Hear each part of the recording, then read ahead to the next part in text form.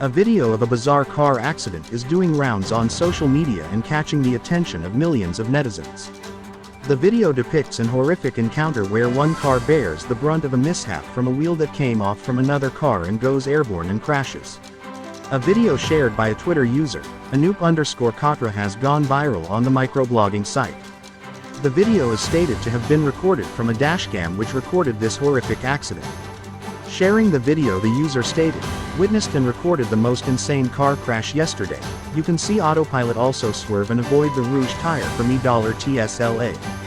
Watch it."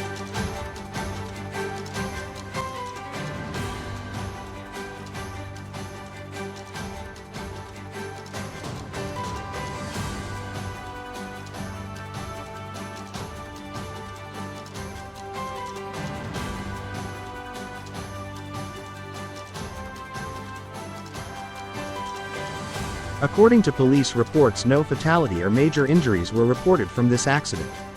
The police are further investigating the legalities of the modifications made to the pickup truck which had wider tires installed in them at the time of this incident.